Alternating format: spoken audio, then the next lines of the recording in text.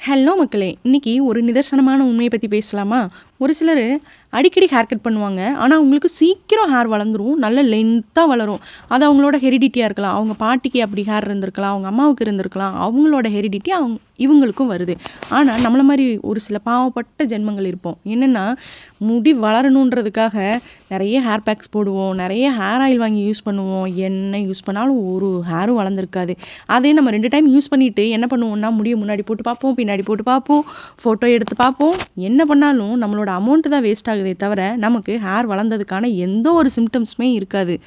ஆனா, நிஜமா சொல்றேங்க, ட்ரஸ்ட் மீ, நான் இந்த ஆயில் யூஸ் பண்ணதுக்கப்புறம், நான் சேல் பண்றேன், என்னோட ப்ராடக்ட் அப்படின்றதுக்காக நான் சொல்லல. என்னோட ப்ராடக்ட்ட நம்பி 80 கஸ்டமர்ஸ் இருக்காங்க. நிஜமாவேங்க ரொம்ப ஒர்த்தான ஹேர் ஆயில். நான் இத யூஸ் பண்ண ஆரம்பிச்சதுக்கப்புறம் தான், இப்படி இருந்த என்னோட ஹேர் இந்த அளவுக்கு க்ரோவாயிருக்கு. அதுவும் வித்தின் 3 மந்த்ஸில். நீங்களும் யூஸ் பண்ணி பாருங்க. நிஜமாவேங்க உங்களோட அமௌண்ட்டுக்கு நான் கேரண்டி. ஒரு டைம் வாங்கி யூஸ் பண்ணி பாருங்க. உங்களுக்கே ரொம்ப பிடிக்கும்.